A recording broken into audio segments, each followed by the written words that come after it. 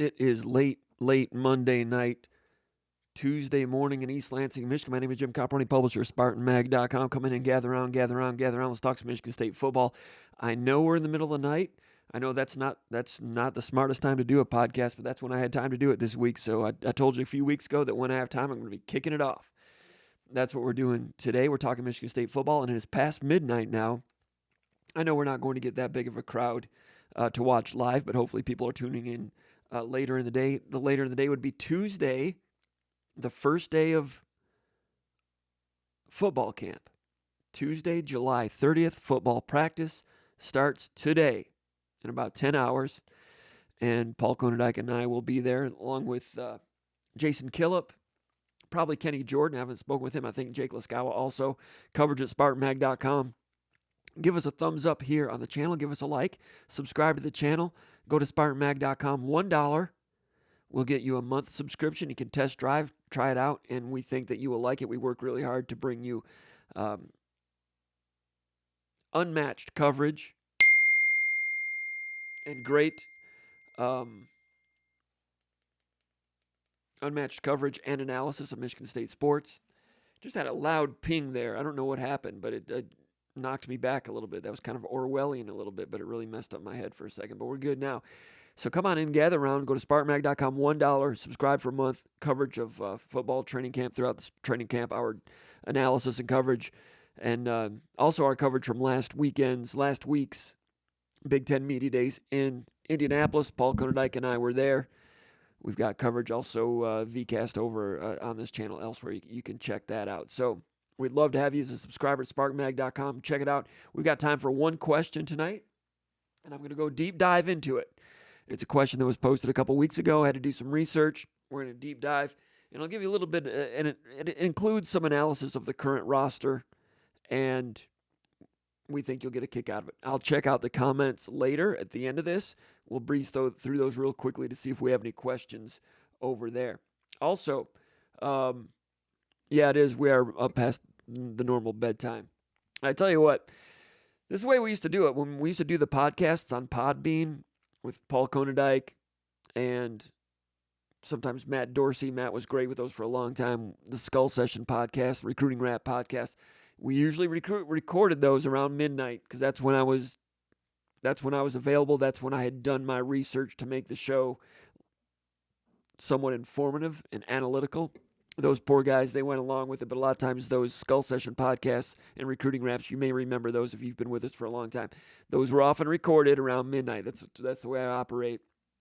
But we'd like to get it so we're doing shorter ones in a more reasonable time because we do like to have the live audience with their comments and so forth.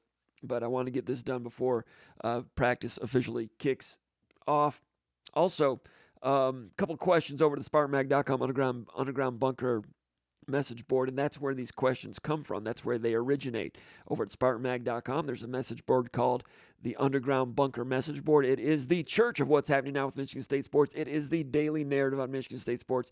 That's where all the smart, beautiful Michigan State people come to talk about Michigan State sports and other things. A lot of off-topic conversations go on there as well. So, got a big question there, but also right after I mentioned just about 20 minutes ago we'd be doing this, we did have a couple questions, and I'll entertain those real quickly, so we'll make this into a quick 3 and out.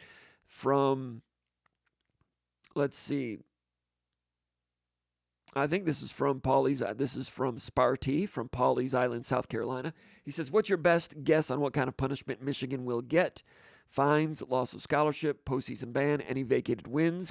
He says, I'm hoping at least a 1-year postseason ban is warranted, looking at the fact that they were already on probation. That's from Sparty from Pawleys Island, South Carolina. I've always thought it's going to be light, but some news broke out today from On3 that notice of allegations, I think, or something like that, were going to be handed down, and some of the sourcing out of Ann Arbor made it sound like that the NCAA was interested in possible a 1 or 2 year postseason ban. I'm kind of surprised that they kind of acknowledged that, but they've done a good job breaking some news throughout the months on this. It sounded like Michigan was okay with a with a fine. You knew they would be okay with a fine. I'm not sure. I have no idea. It's unprecedented. Yes, they were on probation with the illegal visits during COVID. and then breaking the rules with allegedly. Do we say allegedly? I don't know. But they with the sign stealing situation. After I heard that today, it sounds like there's going to be. It sounds like a postseason ban is possible. I didn't think that was possible because I thought the TV broadcast companies were so strong that they would not go for that. But I don't know. I didn't think that was possible until today when some of that came down. They mentioned 1 or 2 years.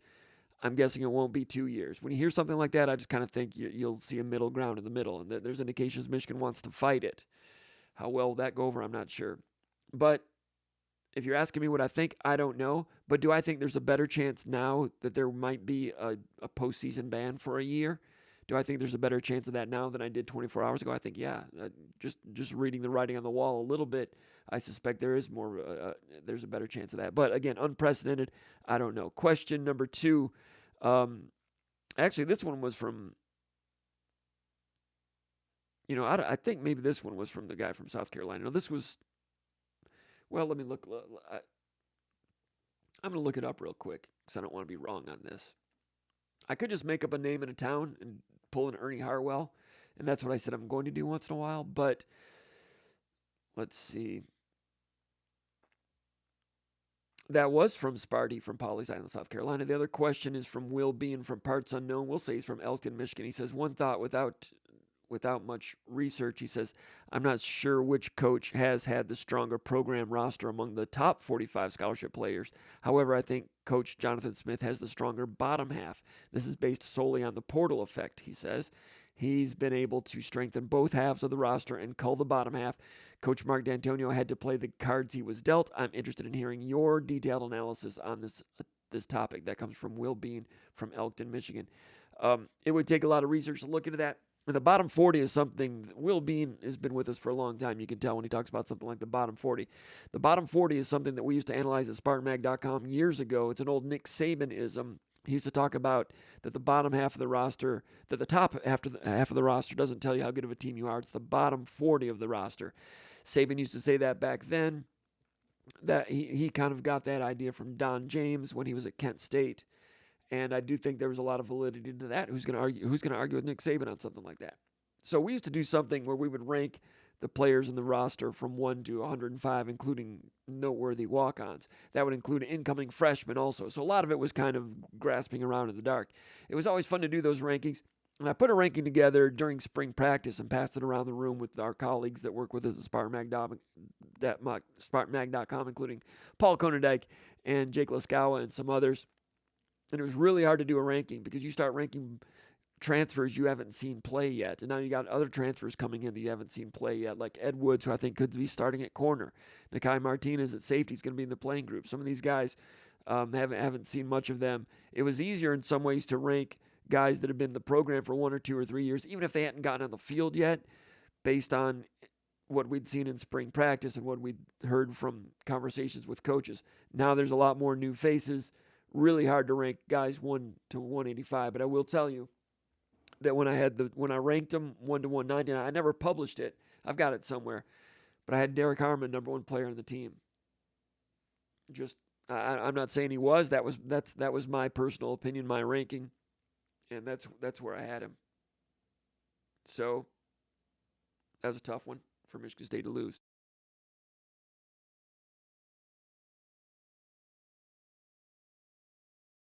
Sorry about that. You guys know how my voice goes, so I have to try to see what I can do to take care of that. So got a question that pertains to that a little bit from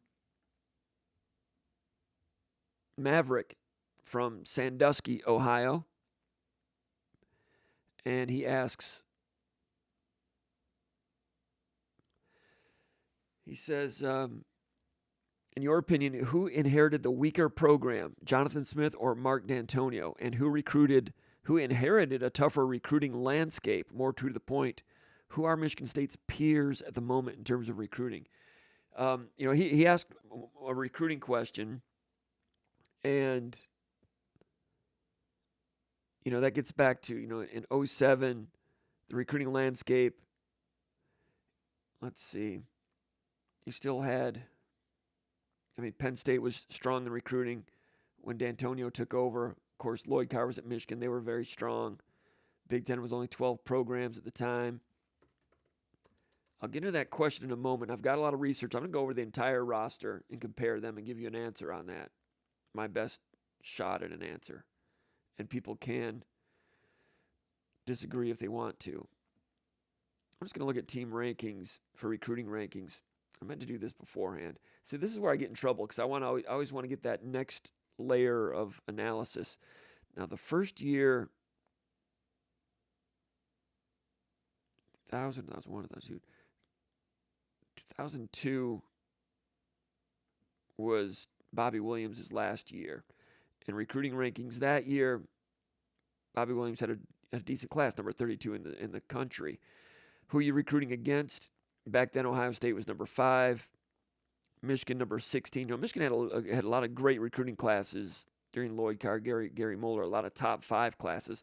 But number 16 that year, they were a little bit down. Penn State was 21. So Michigan State was number 4 in the Big Ten and number 32 in the country. That's Bobby Williams' last recruiting class.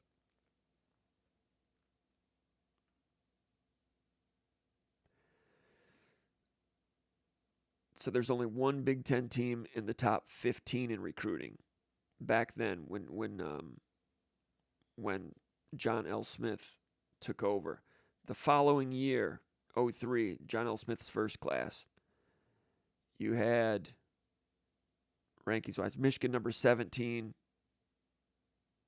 Michigan was 17. That's the highest-ranked Big Ten team in recruiting, was 17. Where's Ohio State at? Illinois 30, Purdue 31, Maryland 32. This was John L. Smith's first class, which was in the 60s.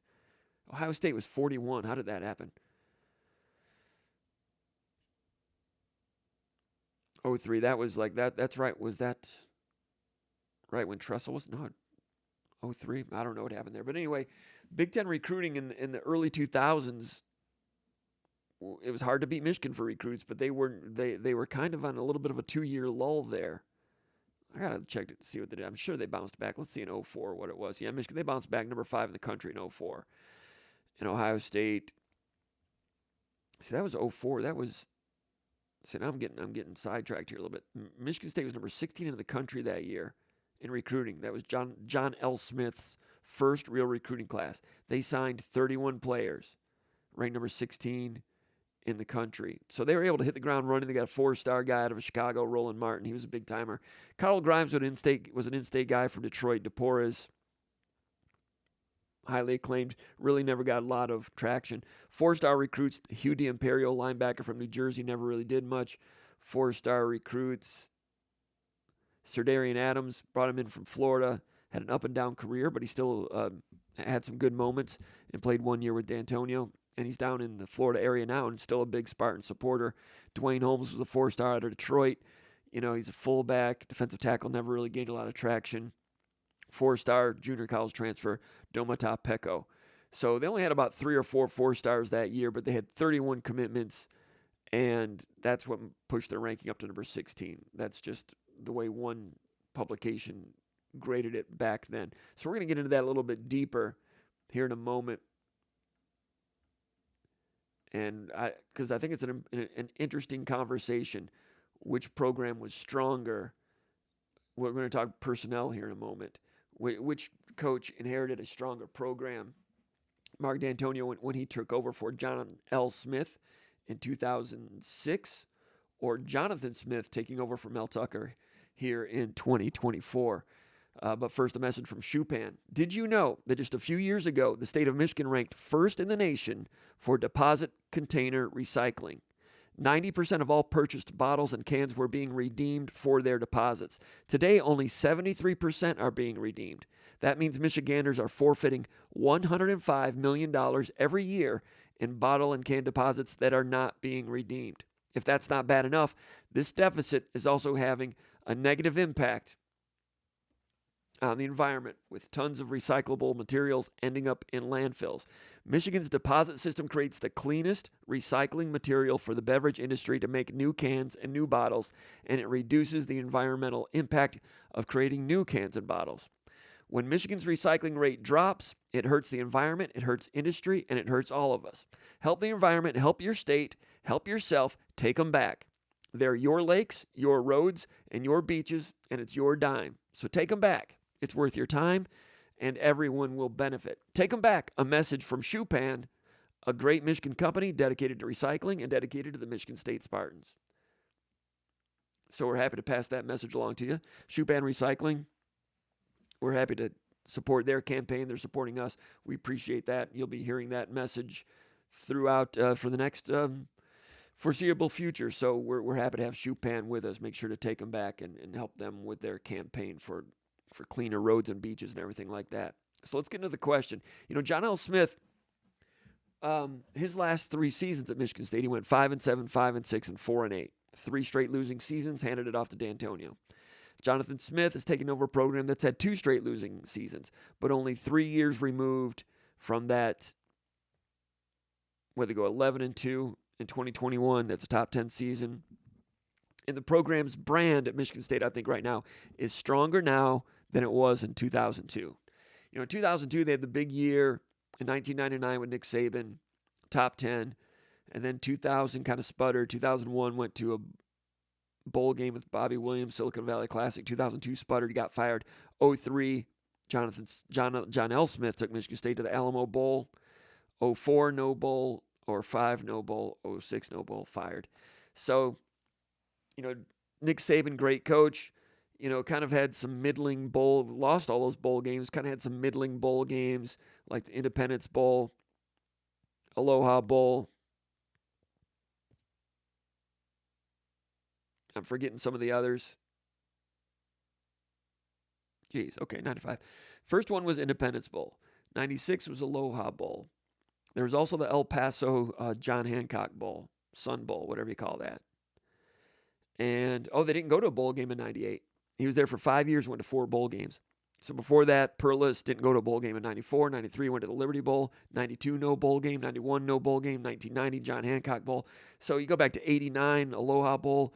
88, Gator Bowl. 87, Rose Bowl. 86, no bowl. 85, Cherry Bowl. And that was the first bowl game since 1966. So, 65. So Michigan State, the brand right now is stronger when you consider Peach Bowl in 2021 and everything that Mark Dantonio did, including the college football playoff in 2015, top 10 seasons in 2013, 2014, 2015. And that brand, that strength that Michigan State showed in the Dantonio era, and also probably the 1 year with Mel Tucker, that's why Jonathan Smith and his staff were attracted to the Michigan State job. If that hadn't happened, I don't know if Jonathan Smith would have been attracted to it. Maybe he would, maybe he wouldn't. Timing was great for Michigan State because the Pac-12 blew up. Otherwise, he wouldn't have been leaving Oregon State.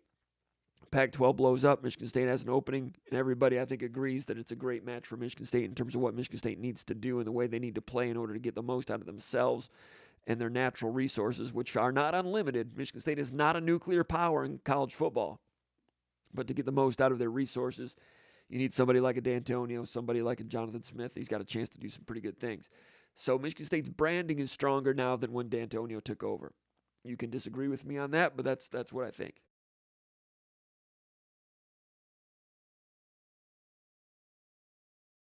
So that part's stronger. The recruiting was similar, believe it or not. Like I said, in 2002, Michigan State was ranked number 32 in the country in recruiting.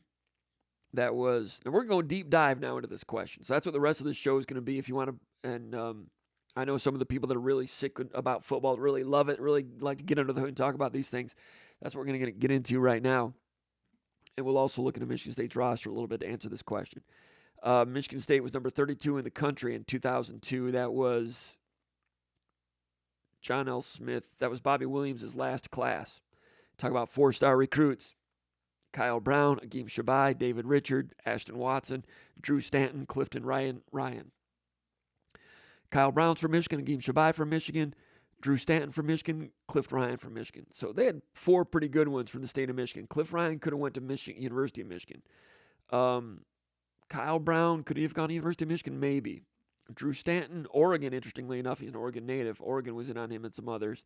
Really great guy, Drew Stanton, by the way. Haven't seen him in a while, but look forward to seeing him soon.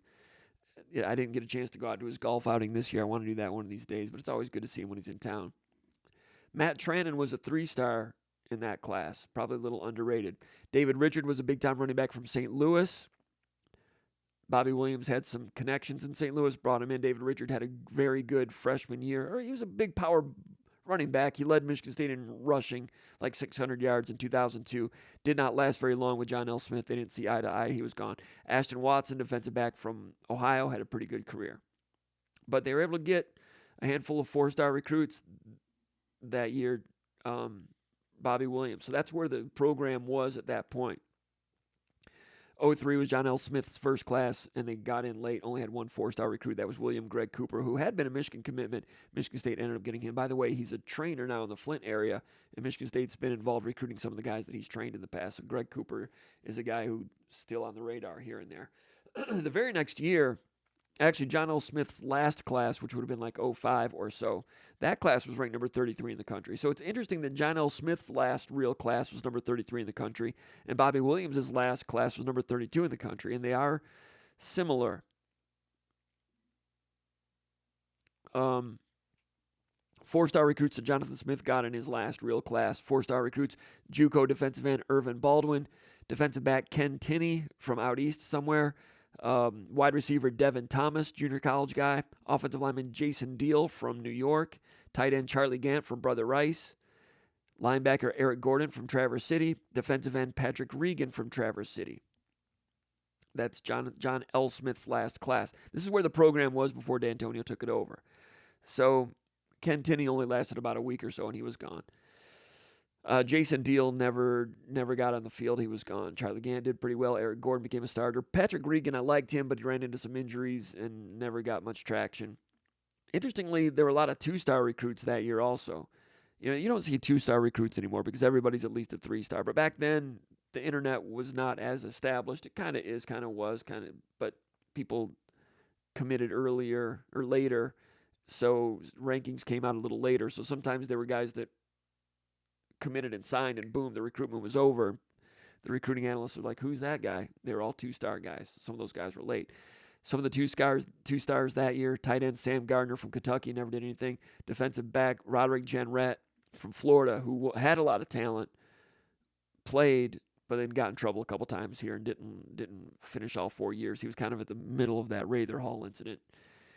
Kind of unsavory. Wide receiver David Williams from Pennsylvania, 2-star, didn't do anything. 2-star recruits from that class who did contribute, Jonathan Mish from Orchard Lake St. Mary's. He was the guy that was piano virtuoso. John Stepek, defensive lineman from Macomb, Dakota, ran into some injuries. Enrique Shaw, corner from Kentucky, never really got on the field. Josh Rouse, fullback tight end from Connecticut, broken neck. And then it came back from that the following year, but a contributor, special teams guy.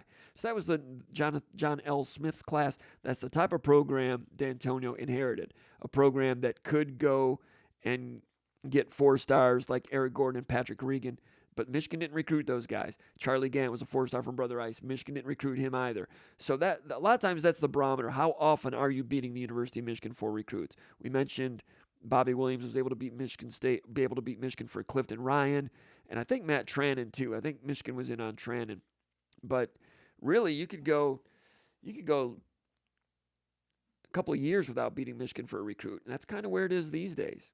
I mean, Michigan just won all their games last year. Michigan State beats guys for Michigan once in a while. Dylan Tatum. It's not easy, and then Michigan State's Jonathan Smith has tried to go toe-to-toe for a few guys so far this year, like the defensive tackle from Howell, trying to flip him, and Avery Gosh. Is it Gosh or Gash? Lineman from the Detroit area. Those guys both went to Michigan. Michigan State, they butt heads in the recruiting trail here and there, but not as often as they did like in the Perlis era.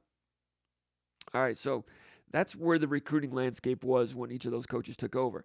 Now, the numbers, interestingly, were very similar in this regard. When Dantonio, he inherited, I went back and looked at the roster and which players were on scholarship and who he inherited.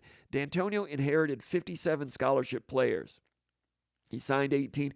Dantonio, by my count, only had 17 scholarship players that first year.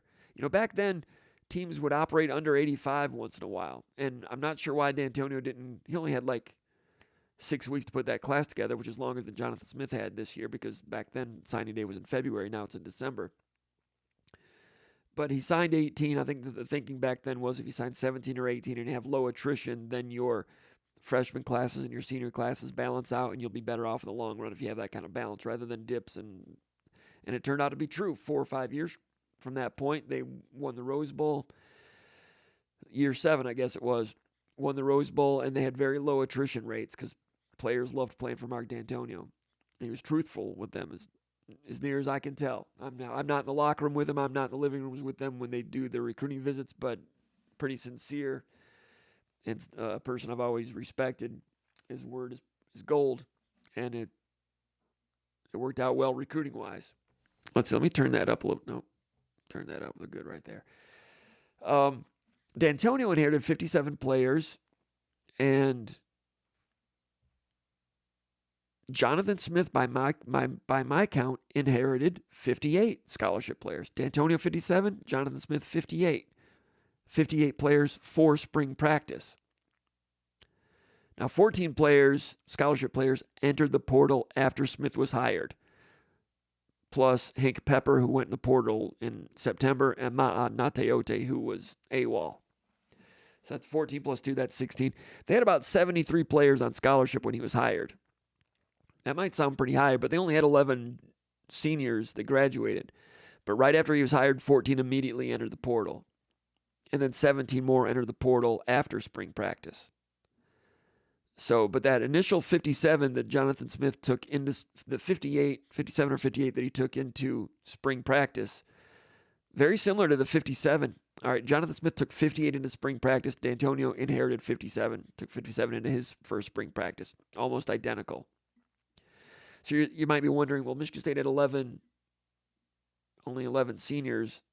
Those numbers don't add up. Well, last year Michigan State kind of went into the season with about 90 on scholarship, 85 officially on scholarship, and then 4, 5, or 6 that were kind of on NIL supplemental. Come here officially as a walk-on, and we will pay your schooling.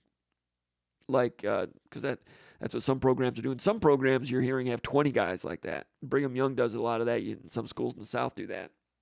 Michigan State had 5 or 6. A lot of those were the in-state guys that transferred back, like Jalen Franklin, Samar Melvin, Mangum, the running back that came in from South Florida, because those guys were not officially on scholarship. But Michigan State was at about 90, 91 or so. Some players kind of moved on, like Terry Roberts wasn't here for more than a week or so, that transferred from Iowa to Miami to Michigan State all within about 3 months. So they only had 11 seniors that they lost from a team that had 90, so that's why they still had 73 on scholarship when Smith was hired, and then 14 went into the portal immediately, and then 17 more after the spring. So anyway, so those numbers are about the same. Because I was surprised to see that, because I was thinking, gosh, Jonathan Smith, lost a ton of players. Dantonio brought back more. Actually, the numbers were about the same. So let's go position by position. We'll take a closer look at this. It's kind of an intriguing question. And I was going to have Dorsey on here to talk about this, because he certainly remembers that era, and Paul Konadijk did too. And Paul and I talked about this when we were driving down to Indianapolis for Big Ten Media Days last week, but we were just kind of going by memory, and I really needed to dive into it a little bit more closely to see if I remembered things. And there were some things in there that I didn't remember. Before I do that, let me go here to the comments section and make sure my microphone's working, because you guys help me out with that type of stuff all the time. Appreciate that. Looks like everything is on, and everything is good.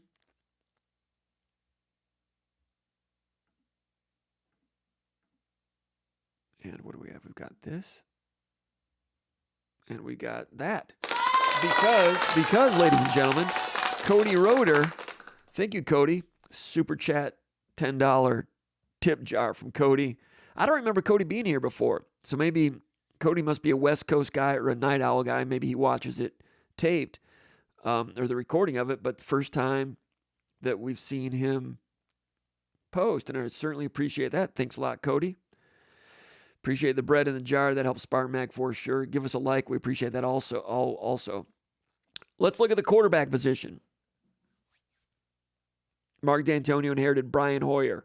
Drew Stanton had just graduated. Hoyer played the last game of the season at Penn State, threw the ball around a lot that day because John L. Smith wanted to set records and just throw it in his last game.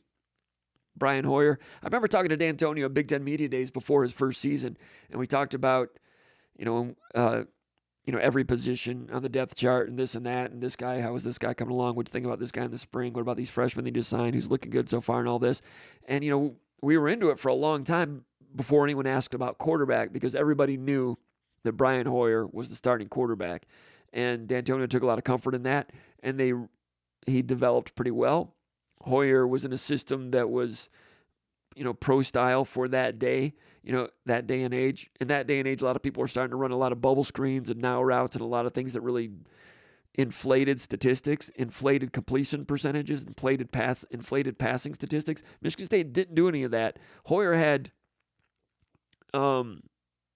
garden variety statistics, nothing that would knock your socks off, completing like 58% of his passes, and never really lit it up. But once in a while, when he threw it from the left hash to the wide side of the field on a 17-yard out, it was a hose. The guy had an arm and did not get drafted, but you all know what Hoyer's been doing since then. A long, long career as an NFL backup. Some starts here and there, but a long, lucrative career as a backup. Good for him. Good guy. We like Brian Hoyer. Technically, Jonathan Smith inherited a program that had Sam Leavitt, but he was gone as soon as Smith was hired. Leavitt had his feelings hurt because Jonathan Smith at Oregon State offered Aiden Childs instead of Sam Leavitt. Sam Leavitt is good. He's quick. He's got a lot of talent. He's at Arizona State. Would not surprise me if he becomes a really good quarterback at Arizona State. He was a good one. Noah Kim was, of course, on his way out, and Caden Hauser was on his way out. The edge goes to Dantonio. He inherited a stronger quarterback situation. I mean, Jonathan Smith, technically, after he was hired, all those guys went to the portal, and Jonathan Smith had nobody at the quarterback position. And that's the landscape of college football these days. New coach comes in, you try to talk players into staying, but everybody kind of knew Aiden Childs was coming with Jonathan Smith, although that might not have been the done deal that everybody thought at the time. But when Jonathan Smith, shortly after he was hired, those four guys went into the portal. Michigan State had no quarterbacks on scholarship. No quarterbacks on scholarship on campus for the first time since World War II. So they had some work to do there, and they did a great job getting Aiden Childs, of course, very talented young man, and showing some leadership skills, and then going out and, of course, getting Tommy Schuster to come in and transfer from North Dakota, and then getting a couple of high school flips. Rylan Jesse from California, Alessio Milivojevic coming in from Illinois, who had been committed to Kent State. Have I forgotten that already? He was committed to someone in the MAC. Northern Illinois? Gosh, I've forgotten that one already.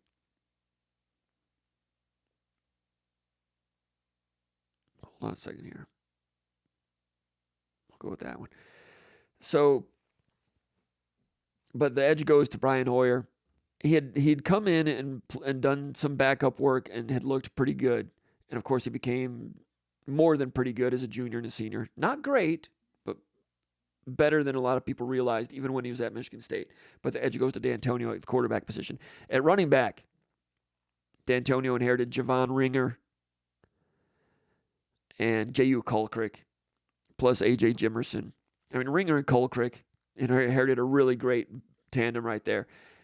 And in the current climate, Ringer and Colcrick, at least one of those guys, I mean, they're really good. Well, good people go to the transfer portal as well. But Michigan State's chances, if the transfer portal had existed back then, would Ringer and Colcrick would they have hung around with Dantonio when he was hired? I don't know. I mean, Ringer is still in the program. Everybody loves him. Colcrick is still around town doing podcasting and stuff. I see him a lot. They love being Spartans and all those things. But when they were 20 years old during a coaching change, would they have stayed? I don't know, maybe. But bottom line is there was no transfer portal back then, so Dantonio inherited a couple of big-timers in Ringer and Colcrick. Jonathan Smith inherited Nate Carter and Jalen Berger. Nate Carter's pretty good, but he's not Javon Ringer. He's good. Everybody loves Nate Carter, but he's not Javon Ringer or Colcrick. Maybe Nate Carter will have a real good Javon Ringer type season this year. I don't know. But he's not going to have a sidekick like Colcrick. Jalen Berger, of course, went through spring practice, went into the portal, transferred to UCLA. Since then, Michigan State went to the portal, got K'Ron Adams-Lynch coming in from UMass, and a couple of freshmen coming in. Jaron Mangum transferred out to Minnesota. Davion Prim transferred out where? Morehead State, maybe? So, edge to Dantonio with Ringer and Colcrick. At the wide receiver position, now Dantonio inherited a team that did not have a lot of proven wide receivers. And it's very similar to this year. I mean, Montori Foster's a 40-plus reception guy, had a pretty good season last year, but Michigan State has been known to have wide receivers on a continual, perpetual basis. Perennial strength of Michigan State is developing wide receivers, going back to the beginning of time, since people started throwing footballs. But this year, Michigan State, not so strong. Montori Foster's okay. Have to wait and see what Antonio Gates is all about. Antonio Gates has some potential. He's got a high ceiling. Let's see. Let me find the depth chart here, because on this particular one, my notes are a little incomplete. Jerron Glover went in the portal, came back. He's flashed some talent here and there. We'll see how he progresses from here. Alante Brown struggled last year on special teams. You got Nick Marsh coming in, but I'm talking about what you inherited. They did not inherit Nick Marsh, although he was committed and they held on to him. He was not in the program at that time. You got Isaiah Johnson, a guy, I liked his film coming out of Texas. Jalen Smith, I liked his film coming out of Texas. I would have expected those guys to get to pressure onto show more inertia toward the field. Haven't seen it yet, but I don't close the door on those guys becoming pretty good players. But in terms of established players, Montori Foster around 40 catches. Jerron Glover, what do you have, about 20? 20 and 15? Something like that.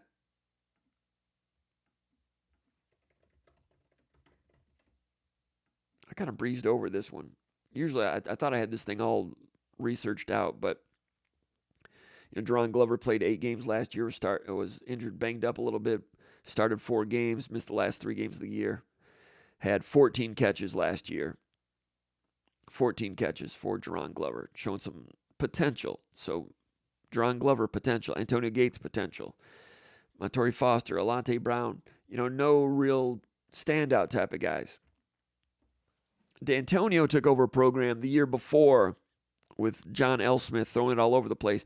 Kerry Reed had graduated with 64 catches. Matt Trannon had about 40 catches and left as the school's all-time leading career receiver. Jeremy Scott was a good, solid, productive receiver. So who returned for Mark Dantonio? TJ Williams, a very talented wide receiver who was a difficult teammate. He didn't last real long. I think he's the one guy that, Dantonio, a lot of times coaches come in and they just get rid of players. Of course, they do it nowadays because of the portal. But back then, who's going to screw up? Whoever screws up first, we're going to make an example out of this guy. Like Perlis got rid of Batman Holman. John L. Smith got rid of David Richard. There were others. TJ Williams was the one guy that didn't toe the line all that great. Even the great Drew Stanton, who gets along with everybody, you got the idea Drew Stanton was a little irritated by TJ Williams too. TJ Williams was a big, strong, bad wide receiver. Had a big game. I can't remember who that one was against. I don't want to mix him up with the Flowers kid. But anyway, a little bit like, let's see here.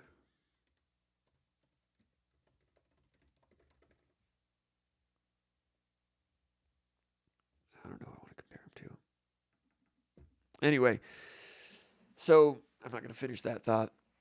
So those are the guys that have moved on. Well, he brought back TJ Williams, who had talent, but he didn't really stick. But there was talent in the roster that hadn't really shown itself yet. I mentioned Devin Thomas was a 4-star recruit coming out of junior college.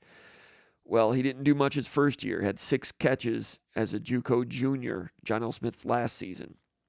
A little bit of a disappointment for a 4-star coming in. Dantonio got with him. They developed him, and he set a single-season school record with 79 catches. 1 year with Dantonio, got drafted. Was a big impact on kick return also. Also inherited Deion Curry, was a junior, kid from Detroit Country Day. Remember his dad had played in the NBA with the Pistons, I believe. He had 24 catches as a junior, and then I think he was a senior for 1 year under Dantonio, had some back injuries, and his senior year was kind of hurt by injuries, but that's a talented guy that they inherited. So Devin Thomas is a guy you inherit with only 6 catches. He becomes an NFL receiver. Deion Curry was a little more established, maybe an Alante Brown type of guy, but became injured. Also inherited walk-ons like Blair White, developed him, and Ryan Ellison was a 4-star recruit, and he didn't really get on the field, and a couple years later they moved him to linebacker, and he became a serviceable, like, semi-starter linebacker. But that's, in terms of the talent pool that you inherited, that's what they inherited. So Michigan State's current wide receiver situation, Antonio Gates has some potential, Jerron Glover has some potential, Montori Foster, maybe he's ready to take another step, I'm not sure. Dantonio inherited a team that had TJ Williams, who looked like he was the talented guy, fizzled out. Devin Thomas was a JUCO All-American, only 6 catches, became an NFL guy, but when Dantonio was hired, we did not know that Devin Thomas was an NFL guy. Hey, maybe Antonio Gates Jr. is an NFL guy. We don't know that right now. So there's some unknowns there that Dantonio worked with. There's some unknowns that Jonathan Smith is working with. Jonathan Smith mentioned last week in Indianapolis that the wide receivers, he thinks they've got enough to have a good passing game. Now, maybe Jonathan Smith just, we're still learning to understand or to gather how to take some of his comments. Is he the type of coach that just compliments everybody to the point where you can't really take him seriously? Or does he pick and choose and say, you know what, this area is better than I thought? And that's kind of the way he is right now. That's the way I think he is. He says, he and Wozniak both said the tight ends were better than they expected. I asked Jonathan Smith about the offensive linemen at Big Ten Media Days during the podium session, and he mentioned it again off podium, and he said, there's some talent there. And he said it with a tone, he didn't come out and say, I'm surprised that there's talent there, but his tone insinuated that it's a little bit better than he thinks. But there's still a lot of time. They're still going to need a lot of time. They got young guys there, not a lot of depth on that second string.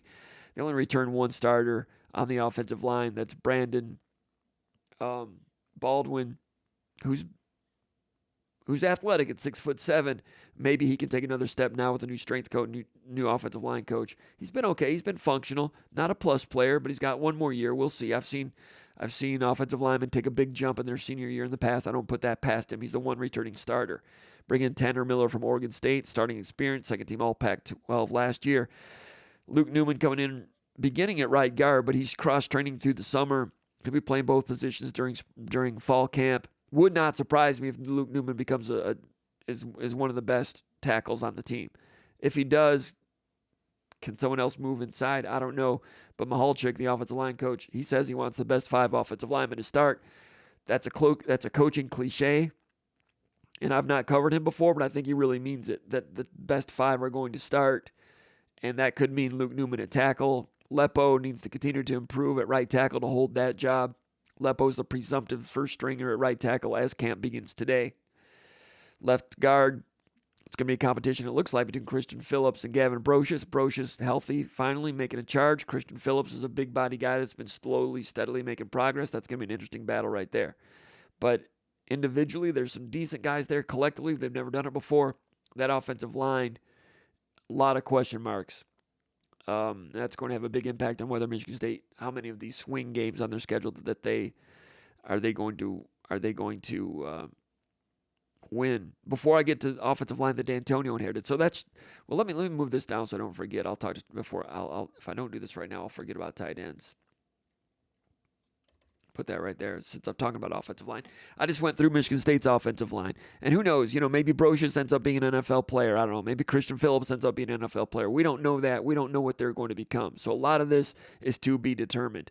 I suspect we will look back on it and give a big edge to the offensive line that Dantonio inherited.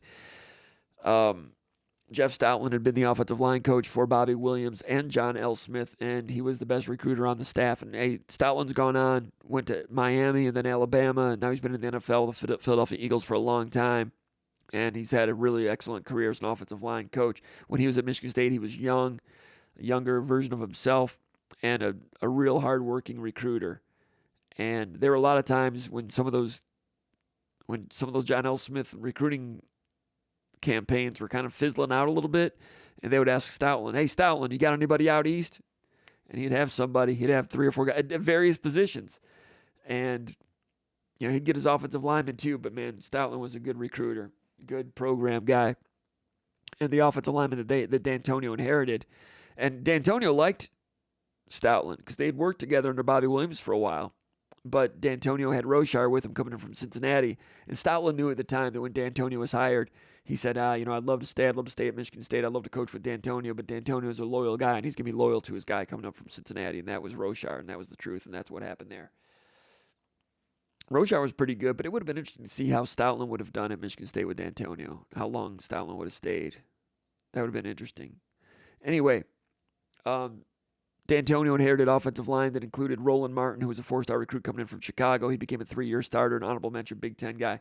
He was a top 100 national that was a big-time recruitment, big-time recruiting victory for Michigan State. And he camped at Michigan State, and it was a big deal when he was here at camp, and there were big-time programs going after him. I can't remember who was after him, Oklahoma. See, Dorsey would remember. If I had him on this show, I should have done that. But Martin was a big-timer, and it took a while, but eventually he became a good college player. Honorable mention, all Big Ten. Not great, didn't get drafted, but he was good. Pete Clifford, one of those Jeff Stoutland out east guys, he was a senior. They inherited him. He was a second-year starter. He's a New Hampshire prep school guy. Jesse Miller was a junior. He was a 3-year starter from New Jersey. Stoutland, East Coast guy. Rocco Cerrone was a sophomore, became a starter later. Joel Nitchman was a sophomore, became a starter later. Where was Nitchman from? Was he a Brother Rice guy? I forget. Mike Getvey was a senior coming out of Windsor, Canadian guy. He was good early in his career, and they really thought that they had stolen a good one out of Windsor. And Stoutland had a lot to do with that. Matt Dorsey had something to do with that because he was covering the guy, saw him at camp, and just kind of mentioned him and wrote about him here and there. And that kind of helped get him discovered. He was a no-star guy that was started portions of 3 seasons, but he was injured later in his career. Kenny Shane was a senior who was a good, solid player. And some of the others that they inherited that became players later, Dantonio inherited J. Michael Dean, Canadian guy, I think from the Toronto area, became a 1-year starter in 2010, went to the CFL, became a pretty good player in the CFL. I think he had it was him. I remember watching that game live in the CFL when he had it wasn't quite a Joe Theismann type of leg injury, but it was lower in the tibia or fibula, not a femur situation, but it was grotesque. But I'm not sure if he ever came back from that. But he was good in the CFL, maybe for a short period of time. Brendan Moss, 1-year starter in 2009. Some of these guys became starters for 1 year, and they were part of some good teams. Like Brendan Moss was a 1-year starter. Kenny Shane became a starter later. And they also inherited Aubrey Leggins, who never really got on the field and didn't last. John Masters became a starter at center early in the Dantonio era. So Dantonio, thanks to Jeff Stoutland, really inherited. That's a big edge to what Dantonio inherited compared to what Jonathan Smith inherited. At the tight end position, Dantonio inherited Kellen Freeman Davis as a senior. He only had 11 catches the previous year. Played 8 games, got a little banged up. I think he was a 4-star recruit. Michigan was in on him a little bit, maybe more than a little bit. His brother, Josh Freeman, played at Michigan State. I remember Kellen Freeman Davis coming to camp, and you're watching a bunch of 16 and 17-year-old guys, and you're like, okay, who's the 25-year-old? Like Kellen Freeman Davis looked like he's 25 back then. There have been a few guys over the years that have been like that. He was good. He was solid. He was consistent. Took a while to get going. And then 1 year under Dantonio, had 32 catches. He went from 11 catches under John L. Smith, developed under Dantonio, 32 catches, became an NFL player.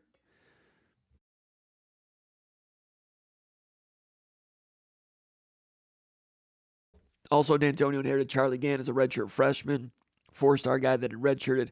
Inherited Eric Andino. I think he's from New Jersey. Never did much. No, was Andino from Buffalo Grove, Illinois?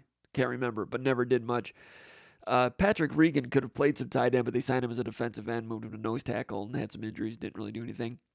So he inherits a program with not much of the tight end position. He had Freeman Davis, and Charlie Gant was going to be pretty good, but they went out in year number one, and they signed Garrett Selleck and David Duran. David Duran never really got on the field. He was gone after a year or so, but Garrett Selleck became a pretty good one, functional blocker, NFL player. But Kellen Freeman Davis, 11 catches the year before, didn't know he's an NFL player at the time, had an idea that maybe he could be. So meanwhile, Jonathan Smith inherits Brendan Parachek, Michael Masunis, Jack Nickel, and Tyneil Hopper. Parachek played a little bit, 4 games last year, has to develop some blocking, got hurt, missed the spring. Could end up being a really good player. Masunis had some injuries, had a good spring, looks functional. Jack Nickel gave him a shot in the spring, transferred out. I think he transferred to UAB or something like that. Then they go out, of course, get Jack Velling, bringing him from Oregon State, but he didn't inherit Jack Velling, of course. So you compare Brendan Parachek, Michael Masunis, Jack Nickel to Kellen Freeman Davis and Charlie Gant. Edge, Kellen Freeman Davis and Charlie Gant. I don't close the door on Parachek becoming excellent down the road, but I give the edge to Dantonio and what he inherited there. Defensive tackle. Dantonio had Justin Kershaw Jr. from Columbus, who was a good, solid leader type of player. Reliable, not a plus player. Had some plus games here and there, solid.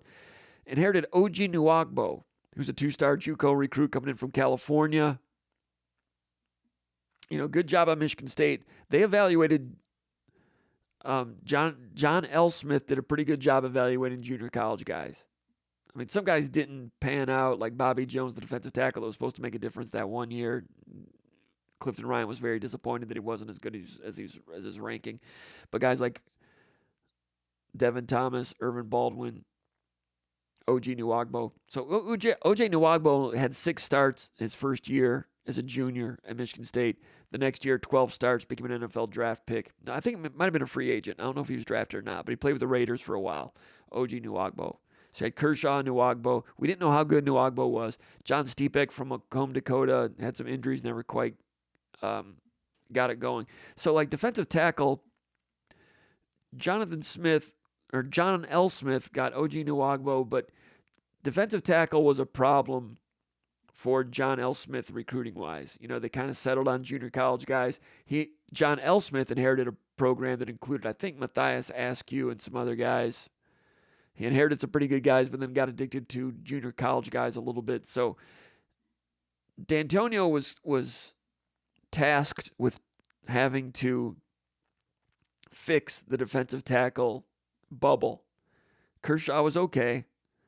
Got one good year out of Nwagbo. And then all of a sudden they had to, and they made it work with Kevin Pickelman coming in from, I think it was from Marshall, was a linebacker, morphed into being a defensive tackle and a pretty good one. Jarrell Worthy from Warren, Ohio, I think it was, played as a true freshman, became an all Big Ten type of guy, went pro early. Michael Jordan was a JUCO sophomore, never started, but that's who they tried to get. Antonio Jeremiah was kind of a jumbo defensive tackle that played a little bit here and there, but never started and was injured as a senior. Had kind of fatigue problems as well. 2009, they got Orrin Wilson, who became a 2.5-year starter, but then he was kind of in trouble with that Rather Hall incident. Pickelman started at two games, I think, as a freshman in 2009. Blake Treadwell came in as a true freshman offensive lineman. Dan France came in as a true freshman offensive lineman. Both of those guys they came in as defensive linemen. Blake Treadwell played defensive tackle as a true freshman, moved to offensive line. Dan France came in as a defensive lineman, moved to offensive line. They became starters on the offensive line. For the Rose Bowl team, if I'm not mistaken, in 2009, they came in as defensive tackles. So Dantonio had to try to figure out the defensive tackle bubble, and he did it with guys like that. Orrin Wilson, Jarrell Worthy, Blake Treadwell, Dan France. Those two moved on to the offense. Then later, Tyler Hoover, Makaja Reynolds. Hoover from defensive end moved inside. Makaja Reynolds played some offensive line, moved to defensive tackle, made it work out.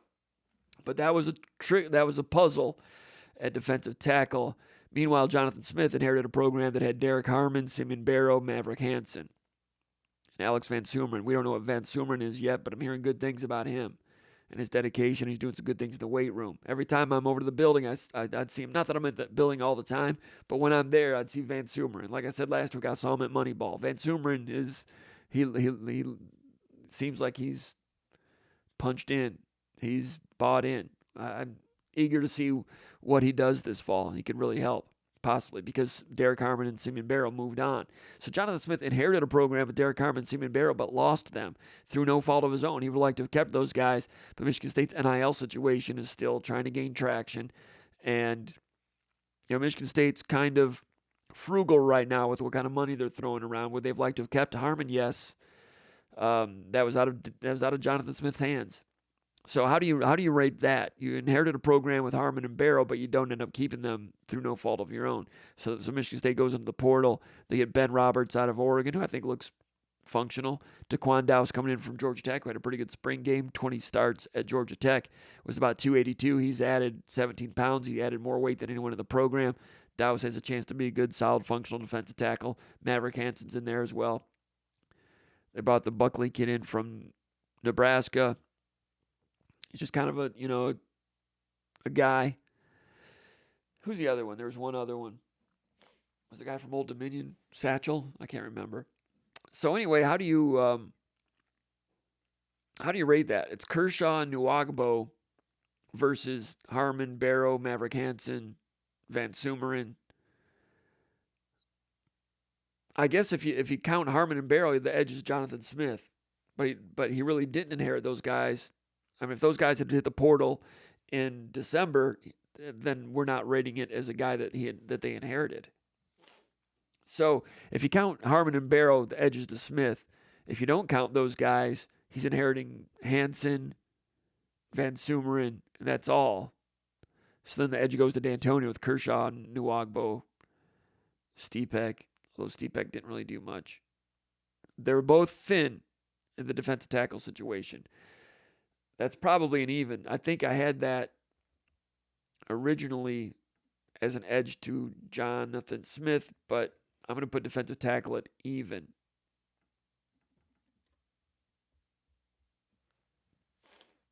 Linebacker. No, defensive end. Okay, Dantonio, and this is interesting. Dantonio had, remember Jonell St. Deke? JUCO, Elizabeth, New Jersey. Stoutland recruit. He had 1 sack as a junior, really didn't play much. Plays 1 year at Dantonio, has 10 sacks, second team All Big Ten.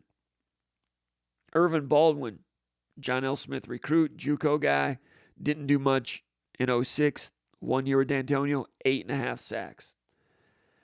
I kind of forgot about that. Michigan State's I remember St. Deke having a big season, but Michigan State had 2 defensive ends. One gets 10 sacks, one gets 8.5 sacks. They both came out of nowhere.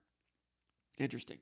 Brandon Long hadn't started yet, became a good serviceable starter as a junior and a senior. He's a defensive end that was in the program. So he had St. Deke and Baldwin for 1 year, Brandon Long long-term. Colin Neely, redshirt freshman, Bethlehem, Pennsylvania.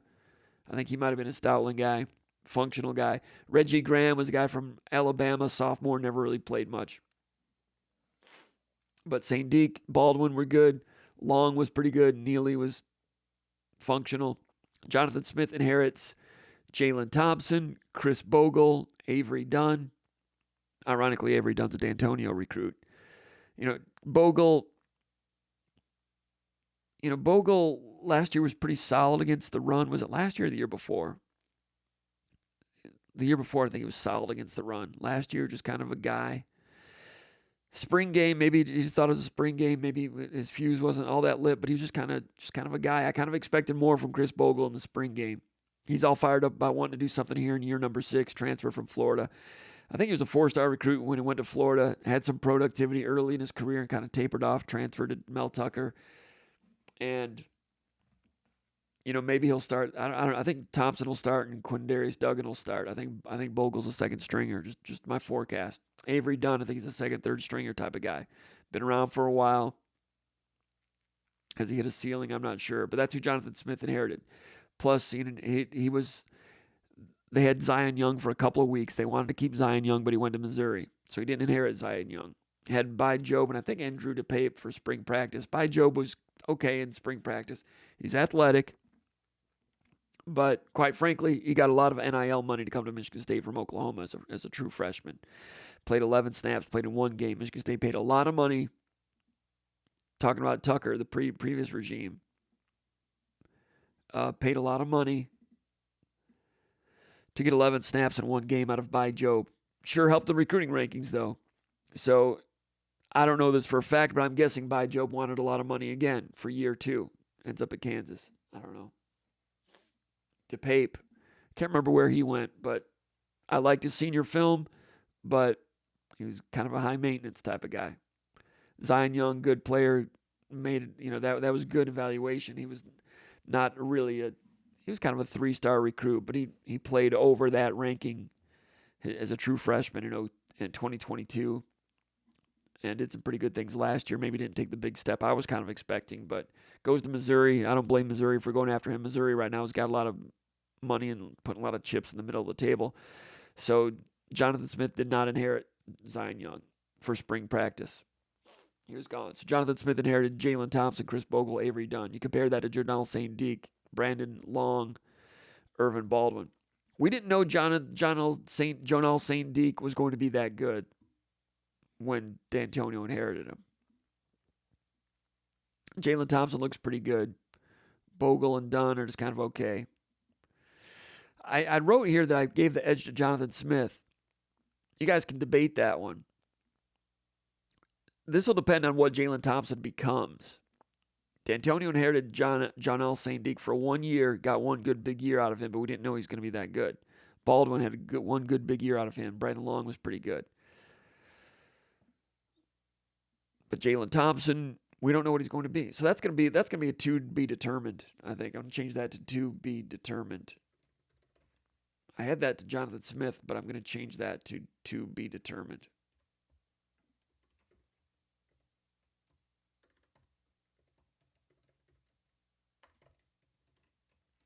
For the final scorecards, which I'll get to here in a moment. Linebacker. Similar. This one's going to depend on what becomes of Jordan Hall. Now, Mark Dantonio inherited pretty good smattering of linebackers. Serdarian Adams had some talent. Could run around a little bit. Not sure how dedicated he was to the weight room. He worked out, but had some talent, had some speed. Caleb Thornhill, good, solid, functional Big Ten linebacker. Eric Gordon had redshirted, was a 4-star, didn't get on the field, turned into a multi-year starter for Dantonio. Adam Decker became a functional, he's a 2-star recruit, but they made a player out of him. Jonathan Mish, 2-star guy, got a little bit out of him as a second stringer. Started a little bit, I think 2010. Brandon Denson was a walk-on safety, ended up becoming a guy that was like a second-string linebacker as a senior. Same thing with Ryan Allison. So Dantonio had to move Denson as a walk-on from safety to linebacker a couple years later. Same thing with, had to move Ryan Allison from wide receiver. So the linebackers they inherited, Decker was functional, Gordon was functional, Adams and Thornhill were soon gone. Mish was semi-functional, but there was a depth issue there. And of course, they brought in the kid from Ohio what was his name? Started right away. Tons of tackles. Somebody will help me out on that. But they needed to, before he really took off, well, he started as a freshman, but they had to move a walk-on safety to linebacker, had to move a wide receiver to linebacker. So that tells you they weren't thrilled about everything that they had inherited. But it was Adams, Thornhill, Gordon. Not bad. Mish, Decker. Not bad. Meanwhile, Jonathan Smith inherits Cal Halliday, Jordan Hall. Angelo Gross is a nickelback. Darius Snow's a nickelback. It's a 4-2-5 type of look. Whereas Dantonio inherited, they had a bandit, but the bandit's the same thing as the nickel here, kind of. So I guess John L. Smith was a 4-2 guy also. So Angelo Gross, is he a linebacker? Is he as good as Serdarian Adams? Probably not. Is he a better pass defender? he can do that. He's a little bit more versatile that way. The game's changed. Darius Snow would have been really good. That injury, all respect to Darius Snow. He's trying to come back. Did not look that quick. Did not look quick enough in the spring game. He's optimistic that he can get all his speed back. We will begin to see what he looks like here this month. I wish him well. I hope he doesn't mind. If he's watching this, then I'm criticizing his speed a little bit. He's got a lot of heart. I love his dad. Rooting for Darius Snow, but in terms of what Jonathan Smith inherited, it's not what Darius Snow was pre-injury. So Halliday and Hall. So since then, Jonathan Smith goes out into the portal, brings in Wayne Matthews, who had a pretty good spring from Old Dominion. He's going to be a productive, reliable player at inside linebacker. Also, they're excited about Jordan Turner coming in from Wisconsin. Had 18 starts at Wisconsin, had a good spring. So you're bringing in Wayne Matthews, Jordan Turner. And then for down the road, you got Marcus Pulliam coming in from Miami. Not sure what he's going to be. Samaj Bridgman, developmental guy for down the road is my understanding. So they had to go out and they had to hit the portal hard for 4 guys. So they had Jordan Hall and Halliday, but not a lot else. But how good is Jordan Hall going to be? Could end up being a pretty good player. Could be an excellent leader. Credit to him for sticking with the program. How does that compare to Caleb Thornhill and Sardarian Adams?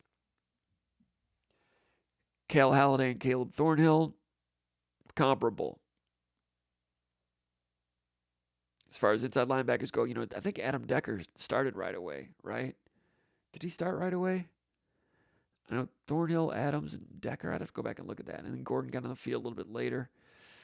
So Decker, Sardarian Adams, they don't have anyone like Jordan Hall. Dantonio did not inherit anyone like Jordan Hall.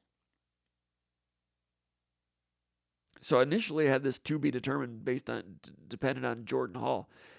Gordon, we knew he became pretty good.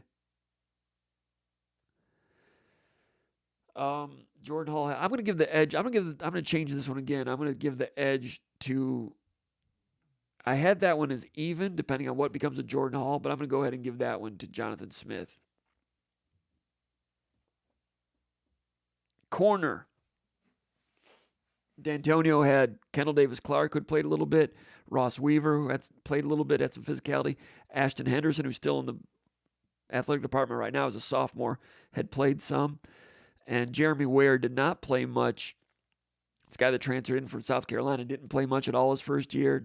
Played a little bit in 07, 4 starts in 08, then became a breakthrough player in 09, became an NFL player.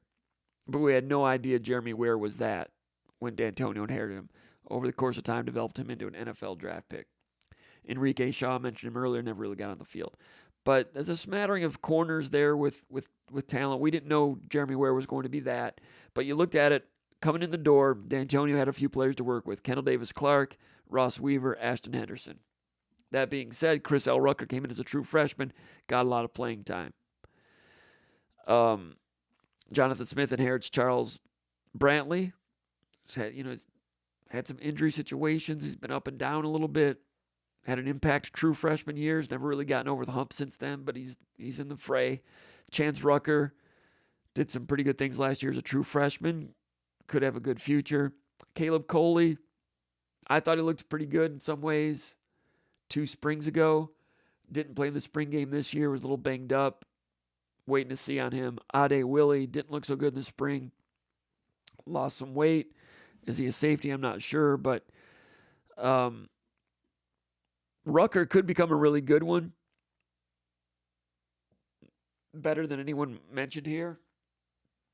But I'm going to go edge Dantonio with Kendall Davis-Clark, Ross Weaver, Ashton Henderson, Jeremy Ware.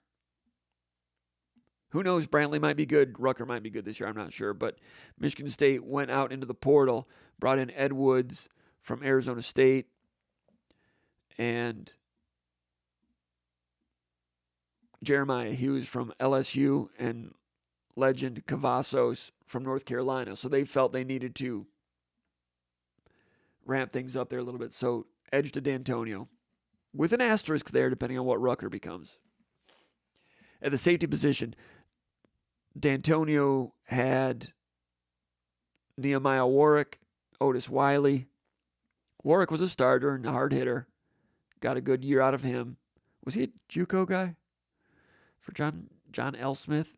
So Dantonio helped morph Nehemiah Warwick into a player. Otis Wiley, good solid player, still in the athletic department over here now. Travis Key was a walk-on from Willow Run, I think, Ypsilanti, somewhere down that way.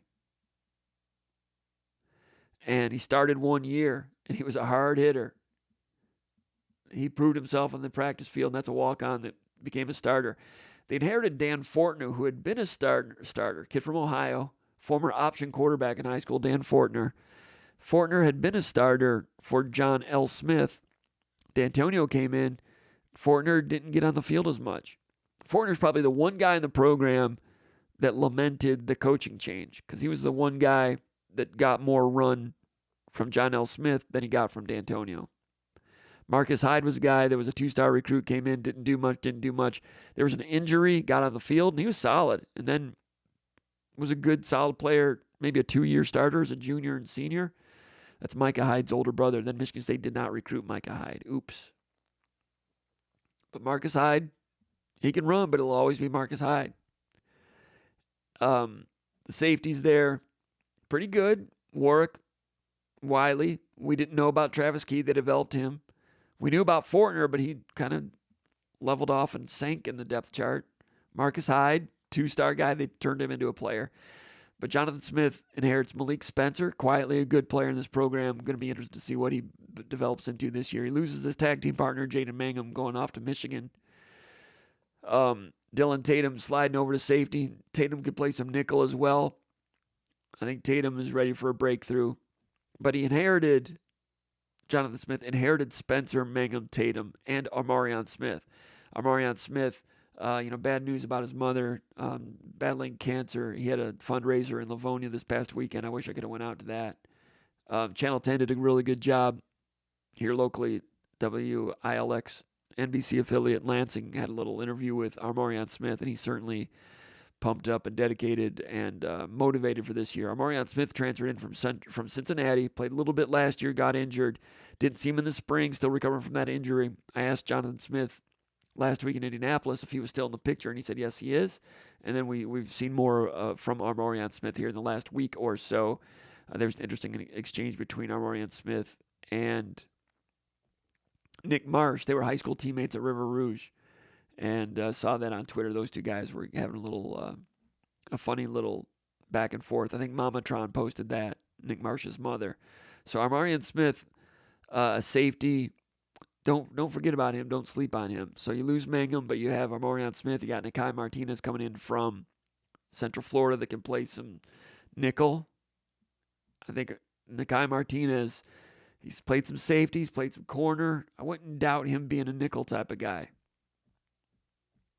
That's the guy that brought him from the portal. So in terms of who Jonathan Smith inherited, Spencer, Tatum, Amarion Smith, Mangum. I give that group, even though Mangum's not here anymore, he did inherit him. But you lose him, that was a goofy situation also.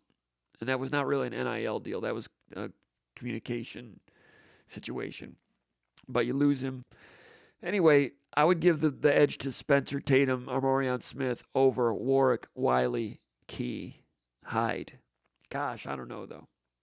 I'm going to go with Jonathan Smith on potential, the potential of Spencer and Tatum, and even Amarion Smith in there a little bit. And if you add Mangum to this, who they don't have anymore, I give the edge to Smith. But that group that Dantonio inherited was not bad. Warwick, for a year. Wiley was pretty good. Wiley lost his starting job there a little bit as a senior. Had a couple of miscommunications, cost him some playing time here and there, but bounced back. Travis Key was a 1-year guy. So Warwick and Key were 1-year guys. Fortner didn't end up doing much. Marcus Hyde was okay. I'm going to go with Spencer, Tatum, and Mangum asterisk Amarion Smith. That's a close one. At place kicker, Dantonio inherited Brent Swenson, who was pretty good. Brett Swenson, 15 out of 22. As a senior, he did not have 50-plus range. Jonathan Kim does have 50-plus range. I'll give the edge to Jonathan Kim.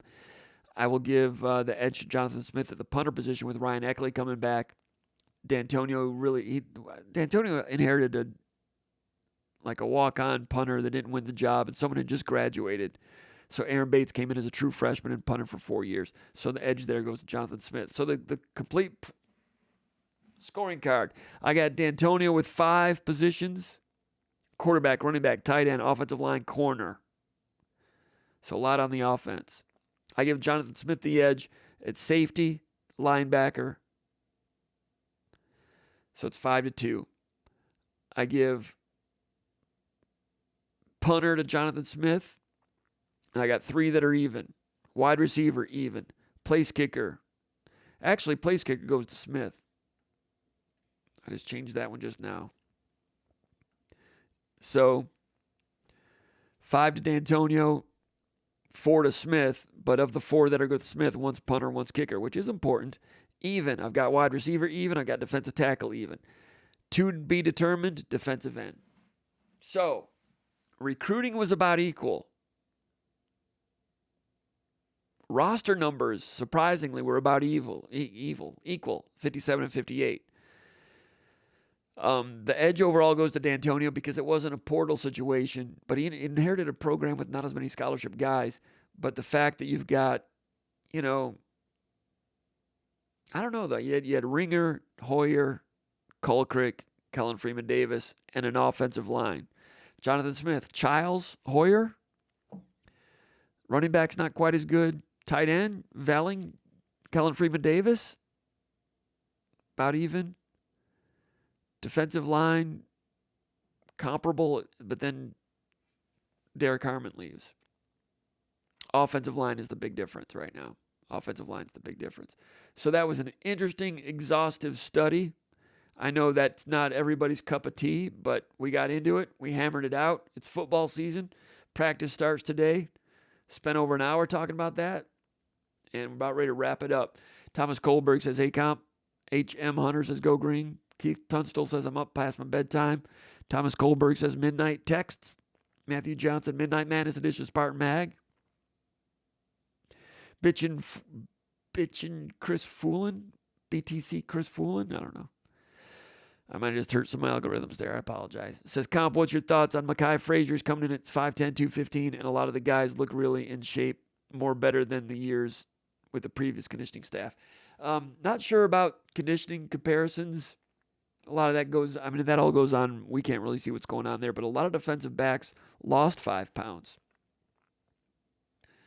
I didn't get a chance to ask about that, but I assume they're searching for more speed there. Mekhi Frazier at 215. I just looked at his high school film yesterday when I was writing the running backs article at SpartanMag.com. We're doing like a state of the program series. And I got to say, Mekhi Frazier, when they signed him, I looked at him and I was like, I can see what they like about him. He played in a system. They were under center, the inside zone, plant a foot, got north. I can see what they liked about him. I went back and looked at his film. I'm like, well, it's mostly, and I knew at the time it was mostly linebacker stuff, and I liked that about him. I liked that he was a football player, linebacker first. And I seem to remember liking Frazier's film better than Tullis's, and I don't know what I was thinking. Frazier just getting on campus, he's going to have a chance to prove himself. Tullis was pretty good in the spring.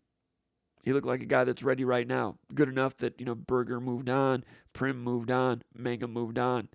Tullis was a keeper. I give Tullis an edge over Frazier, not just because he was here and has already been through practice, but I'm going by his high school film too. So you're asking me about Frazier? I'm like, yeah, I'm not sure. We'll see. Tom Kohlberg says, comp, if you could add one player from any other team to the MSU roster, who would it be? I'm always, they need offensive linemen, right? I'm usually biased toward defensive tackles, and they kind of need help there too. I'd probably take that, what's the kid's name? Proctor at Alabama, the left tackle. They went to Iowa, then back to Alabama. I might take that guy. Some of you might be talking about quarterbacks. Who is the best quarterback in the country this year? Dylan Gabriel is supposed to be good at Oregon, right? I was watching Oklahoma against Central Florida because Central Florida has Nakai Martinez. And you guys all watched Dylan Gabriel at Oklahoma last year. 6 feet. He put up good numbers. He's getting a lot of hype, but I think the Big Ten has, 15 new quarterbacks out of 18 schools? I mean, is there anybody across the? I mean, someone's going to jump up and be good, but is there anyone like the guy at USC that won the Heisman, or the guy at LSU that won the Heisman? Is there anyone like that? I mean, what's his name? Transfers to Ohio State. The Kansas State guy, what's his name? Will Howard or something like that. Will Rogers transfers to Washington from Mississippi State. The guy at Duke transfers to Notre Dame. There's some good ones out there. Are there great ones at quarterback? I don't know. It's a great question. I don't have a great answer for that. Cody Roeder says, go white. Old Tug, the bell cow's here. Time to trade paint at Duffy. J250cc says, hey, MSU needed to hire the Urban Meyer national champion. Number 6 says, hi, Jim. Reggie says, Roland Martin, Chicago Harper. Reggie showing some knowledge there. LFG says, like number 12, thank you. This history and perspective is amazing. Appreciate the compliments. Great show, late night. Roll Spartan, says Mark Jacobs. The Nelson, all right, thanks. Al Nash says, will you be attending the Moneyball Pro Am playoffs tomorrow? Rumors, Tyson Walker will play. Al Nash dropping some knowledge here, some word on the street knowledge. I was planning to go. Tomorrow we're going to have interviews, so it's going to be busy. Going to have some film to break down for practice. And then Moneyball starts at 6. It's going to be a busy day. But, yeah, I'm kind of planning to go. And then Thursday's the championship game. I don't know. Is the Kohler, Gehrig, Normand team still in first place? They've kind of been a little bit of a surprise. I kind of thought that the Aikens, Fears, Booker team would win, although those 3 can't play at the same time. You can only have 2 by NCAA rules. I kind of thought that team would win. And they've got the guy with the afro from Central Michigan who was MAC Defensive Player of the Year. Good player from Central Michigan. That's good backcourt. Aikens, the guy from Central, and then Fears if he plays, or Booker. I think they might end up winning it. But yeah, playing it. Planning to go there. LFG says Levitt so far is doing well at Arizona State, the presumed starter, though no announcement yet. I'm not surprised. Levitt is good. A lot of people thought he was the best quarterback on the roster last year and never really got on the field. Rumor has it a former Michigan State head coach thought that. Mark Jacobs says, I wanted Sam Levitt to stay and watch this kid be a damn good quarterback. I hear what you're saying, Mark. Keith Tunstall says Ball State. Somebody went to Ball State. Oh, the quarterback. Yeah, thanks. Alessio Milivojevic. Thanks, Keith. J.J. McKay, 6-man, says, good evening, Maggers. That's J.J. McKay reporting in from the Keweenaw Peninsula. I was up across the bridge a little bit last week, just for a little bit. Wanted to stay longer, but some things happened.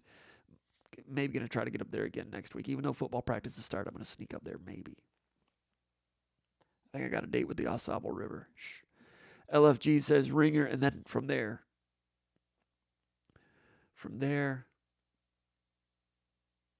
it's about an hour and 45 to the bridge.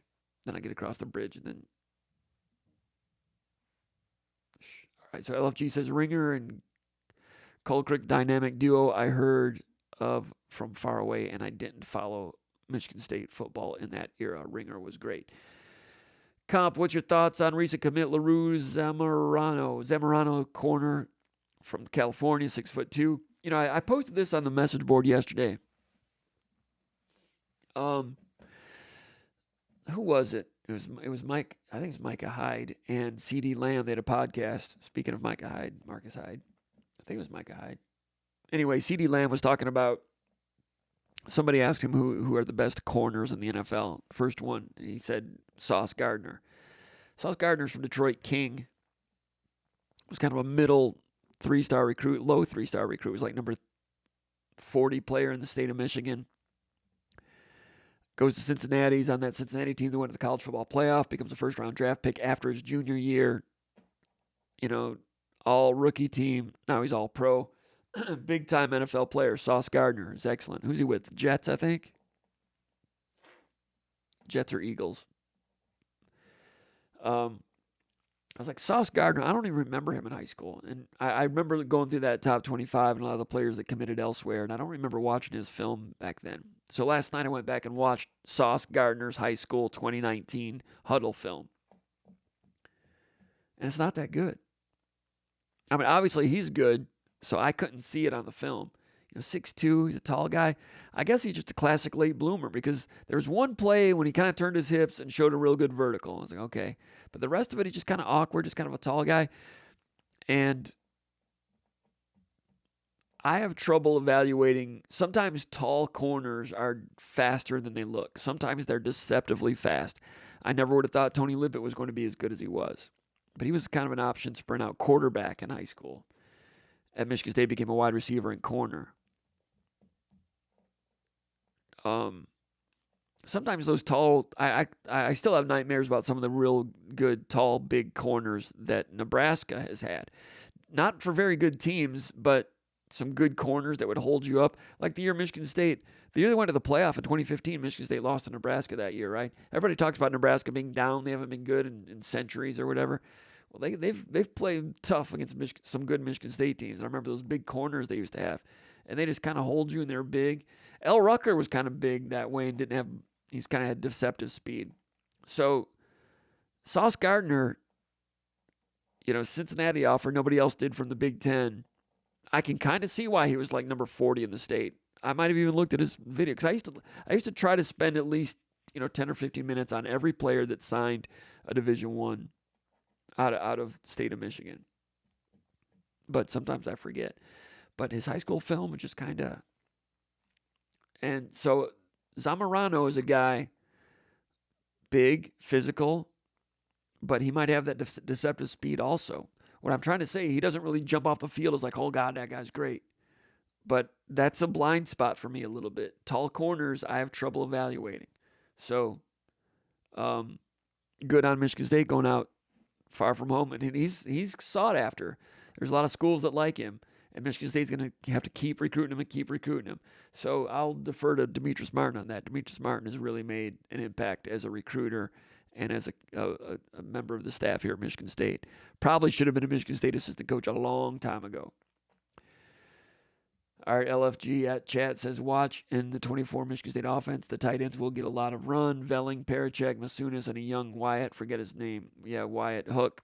Young, talented freshman from California. Big catch radius. Now you watch his film and you see a lot of talent there. That kid, underrated. Wyatt Hook. Tight ends will be in good shape. JJ McKay says. LFG says, I track out west college football. Every top 6-pack program wanted Zamorano. Corona Centennial is a highly respected high school football program. Thanks, LFG. You've got more. You've done more research on that than I have, so we'll take that for sure. LFG says, do you have any scouting thumbnail on tight end Adamole Faleye? Faleye is the guy that came in from Norfolk State, and I was not high on him. I watched Norfolk State game after he committed, and I'm like, he didn't even get on the field. He might have had one pass over the middle. Looks good getting off the bus. But I said on these podcasts, and all due respect to him, I was like, don't expect much from him last year. And I really thought he was going to have a hard time really getting his feet set as a football player here at Michigan State. And did not do much last year. Then in the spring, he had added some strength. And just the way he moves and cuts, he looks more like a tight end. Now, blocking-wise, he just kind of survived the spring. Was he the guy that was open? I mean, I've gotten into this a little bit in the State of the Program series. Was he the guy that was covered by Jalen Thompson over the middle and got a little separation? Basically, he was better than I expected. Yeah, he became open on an over route. Jalen Thompson, defensive end, was stand-up edge rusher.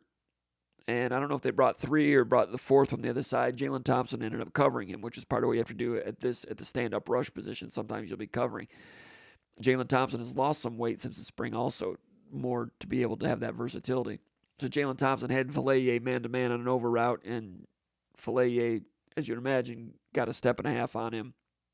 And it's an incompletion, but it was a pass that Faleye needs to be able to catch if he wants to earn trust as a tight end. He needs to make that catch. But, running around out there, he had a completion from Schuster, designed half roll to the right, play action half roll, 2 intermediate levels. Brandon Tullis, running back, ran to the flat. Faleye behind him on an over route. Faleye open. That was against Thompson. Gain of 15. So Faleye, 4th quarter, play action, throwback screen to Faleye, covered by Halliday, incomplete. Ryland Jesse, counter boot, pass to Fillet and over out 12 yards high, but catchable through his hands. That was the one Fillet needs to catch to earn trust. But here Fillet is being targeted, so he's getting open. My notes on him, looks like a completely different player than he did in the fall of 2022. He's still struggling to block, struggling to find his man, struggling to use his hands as a blocker and stay upright and sustain a block. So he's got more, he still has more development to come, but he's still in the program. And from where he was to where he is now, he might be the most improved player in the program, because I would have had him like dead last. If I'd have done it like a top 85 or top 90 in the program last year at this time, I might have had him dead last. But he's still hanging around, and he's not, I don't know who dead last is now, but Fillet, he's worked on his body, he's worked on his craft, he's making progress. Credit to him, credit to the coaches. I don't close the door on him right now. I don't know what he's going to do this year. Might still be a year away.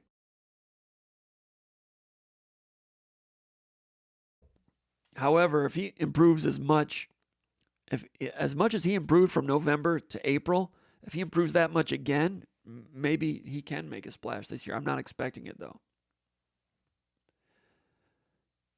LFG says, when SpartanMag filmed Michigan State football indoor drills in February, you can see Masunas catching an intermediate throw about 12 yards downfield. My man LFG's been watching some film. Appreciate you. He says, Fillet played 1 year at Norfolk State, 9 games, 5 catches, 38 yards. Brockton, Massachusetts, 6'8", 248. Yep, that's him. At Norfolk State, 5 catches. And Michigan State went out and got him out of the portal. He's a backup tight end at Norfolk State. His cousin was the big-time pancake guy, Samson Okunlola, who ended up at Miami. That was a big NIL free agency bidding war. Did they take Fillet hoping that could help get Okunlola? Maybe, I don't know. Did they take him thinking that Okunlola would enter the portal in the future and they could get him out of the portal later? Maybe so. I remember Tucker saying some of the players that they went after that they didn't sign, maybe they were getting a bigger bag from Oregon or Miami. And the thing that Tucker was telling them at the time was, good luck. See you in the portal, meaning we'll recruit you again later.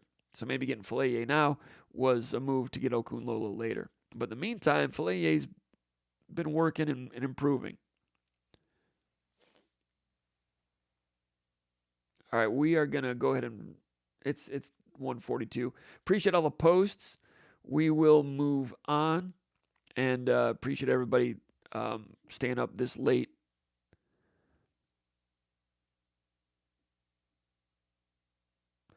I didn't realize that this was at the bottom. I didn't know that was there. Anyway, I didn't know that post was there. Anyway, appreciate everybody coming in, and those of you that watched live late, appreciate you, and those of you that are watching on tape delay, you guys can give us some likes. Also, go to SpartanMag.com. $1 gets you a month. Appreciate you. We'll see you soon. Cover SpartanMag.com coming up this week. Check us out.